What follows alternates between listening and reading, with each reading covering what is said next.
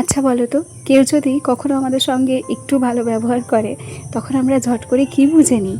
আমরা ভাবি মানুষ আমাদেরকে কতই না ভালোবাসে। তবে না গো, বাস্তবতাটা তুমি একটু মিলিয়ে দেখবে।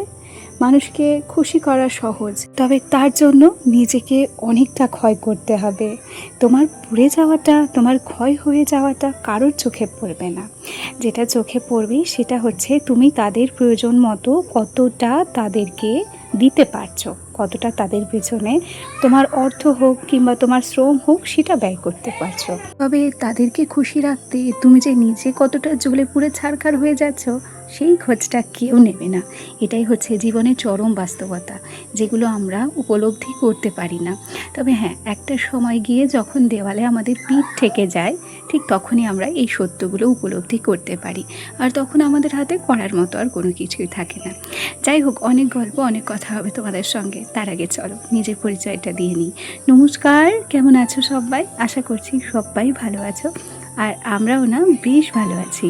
আমি রিমি। আজকে আমার আরও একটি নতুন ব্লগে তোমাদের সবাইকে অনেক অনেক স্বাগত জানাই। আজকে কাজ করতে অনেকটা বেলা হয়ে গেছে। কলের পরে খেয়াল করো সকালে রোদ চলে এসেছে, সেই সাথে আজকে ছিল প্রচুর বাসনকোসন। টাইম কলের জলে সেগুলোকে সুন্দর করে ধুয়ে মেজে নিলাম। ওদিকে বাড়তি ছিল প্রেশার কুকার, থালা, গামলা, যাবতীয় সমস্ত কিছু। গতকাল রাত্রে থালা বাসন একটু বেশিই হয়েছিল। ভাগ্যিস টাইম কলের জলটা সকালবেলা আসে, না হলে চাপ কলে না এগুলো ধোয়া মাজা করতে ভীষণ কষ্ট হয়। আর তাতে করে বেশ কয়েকদিন হলো আমাদের চাপ কলটা নষ্ট হয়ে গেছে। কেমন যেন চাপলে না ফসফস করে আওয়াজ হয়, ঠিকমতো পাম্প হতে চায় না। ওটাকে এখন ঠিক করার দরকার। যাই হোক, তোমাদের সঙ্গে কথা বলতে বলতে সমস্ত থালা বাসন ধুয়ে নিয়ে এখন টেবিলে একটু জল ঝরাতে দিচ্ছি। জানো, আজ অনেক দিন পর টেবিলে আমি থালা বাসনগুলো মেললাম। সত্যি কথা বলতে কি, এত তাড়াহুড়ো করে কাজ করি, একটা বাড়তি কাজ করার আর সময় হয় না। থালা বাসনগুলোকে সেই জন্য ধুয়ে মেজে একেবারে রান্নাঘরে নিয়ে যাই, আর সেগুলোকে একেবারে আমার বাসন রাখা যে র্যাকটা রয়েছে সেখানেই সাজিয়ে রাখি। যাই হোক, সকালের বাসি থালা বাসনগুলো ধোয়া মাজার পর তারপর বাসি নাইটিটা চেঞ্জ করে নিয়েছি। ওই যে দুটো নাইটি দেখছো, ওগুলোকে মেলে দিয়েছি। আর এখন একটু ব্রাশ করছি। দিদিমাকে হসপিটাল থেকে ছেড়ে দিয়েছে 2 দিন হলো। মাঝে একটা দিন তো ভিডিও করা হয়নি, তাই তোমাদের সঙ্গে সেটা শেয়ার করতে পারিনি। দিদিমা ওখানে বাইরে বসে রয়েছে। আগের মতো আমাকে যে হেল্প করতে পারে তা কিন্তু নয়, কারণ ওনার যে শরীর খারাপ সেই জন্য আমি বলতেও পারি না সবজিগুলো কেটে দেওয়ার কথা। এখন তাই যাবতীয় কাজ নিজের হাতেই করছি। বরাবরই আমি আমার কাজ নিজের হাতেই করতাম। তবে দিদিমা আসাতে আমার কী সুবিধা হয়েছিল, ওই যে আমার সবজিগুলো কেটে দিত, সেক্ষেত্রে আমার অনেকটা সময় বেঁচে যেত। তবে এখন যেহেতু ওনার শরীরটা খারাপ, আর কিছুদিন পর উনি আবার চলেও যাবে নিজের বাড়িতে। যাকে চলো, ওদিকে আমি ব্রাশ করে মুখ ধুয়ে তারপর সোজা এ ঘরে চলে এলাম। আর এ ঘরে এসে সবার প্রথমে গ্যাসটাকে মুছে নিয়েছি, আর ওদিকে শোনার জন্য দুধ গরম করতে বসালাম, আর এদিকে বসিয়ে দিলাম হচ্ছে চা। জানো, এতটা গরম পড়েছে, অনেকে কিন্তু এই গরমে চা খাওয়া বন্ধ করে দিয়েছে। তবে সত্যি কথা বলি, আমার চায়ের উপর এতটাই নেশা, যতই গরম পড়ুক না কেন আমি চা খাওয়াটাকে আমার যেন বন্ধ করতে পারি না। আর তার উপরে সকালবেলা উঠে যদি এক কাপ চা না হয় তাহলে সারাটা দিন মাথা যন্ত্রণা করে। আগের দিন যে কী পরিমাণে মাথা যন্ত্রণা করেছিল, দুপুরবেলা এক কাপ চা করে খেয়েছিলাম জানো।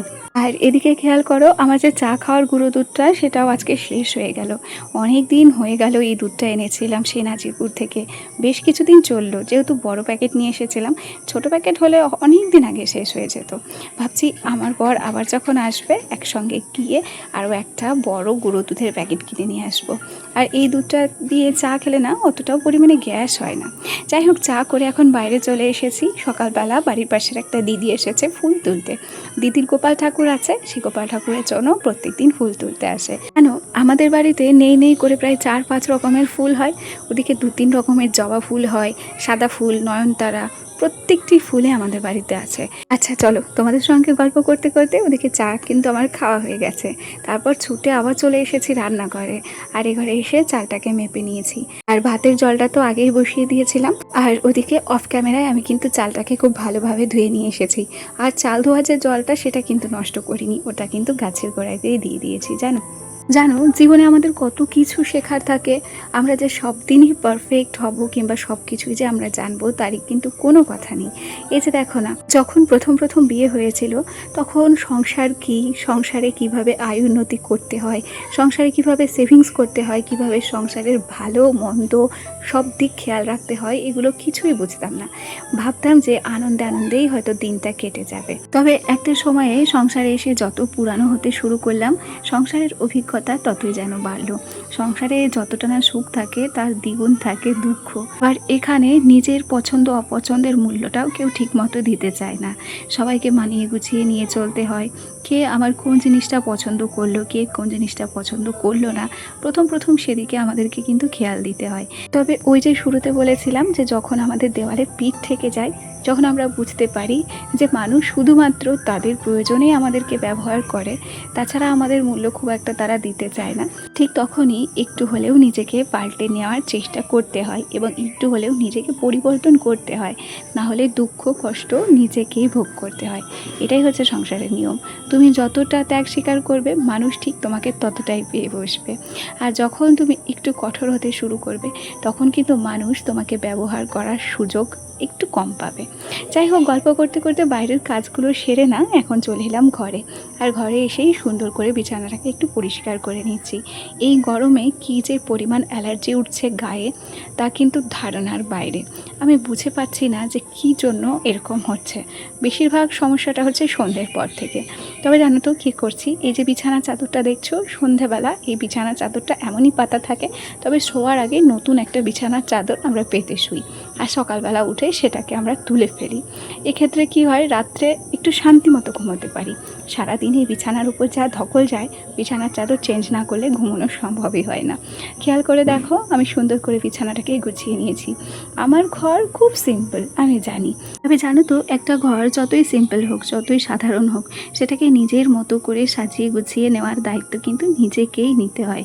তুমি যদি তোমার ঘরটাকে মনের মতো করে সাজিয়ে গুছিয়ে রাখতে পারো, অন্তত পরিপাটি এবং ফিটফাট ছিমছাম রাখার চেষ্টা করতে পারো, তাহলে একটা সাধারণ ঘরও কিন্তু অসাধারণ হয়ে ওঠে। জানো জানো আজ সকালবেলা এক প্রকার চিন্তা ভাবনা নিয়ে কাজ শুরু করেছিলাম।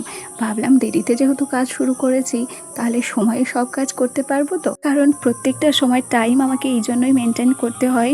সোনার পড়া থাকে 12টার দিকে, তারপর ওকে খাওয়ানো দাওয়ানো, স্নান করানো, ঘুম পাড়ানো, 4:30 আবার ওকে উঠিয়ে এক গ্লাস দুধ খাইয়ে পড়তে পাঠাতে হয়। আসলে এই সময়টাতেই যদি ছেলের পড়াশোনার দিকে নজর রাখতে না পারি, তখন আমার বর কিন্তু আমাকেই বেশি কথা বলবে।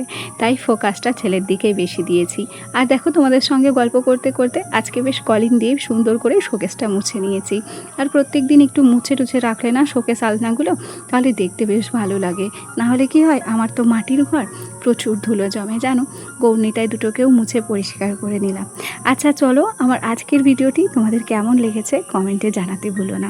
আজ তবে আসি, কাল আবার দেখা হবে। টাটা।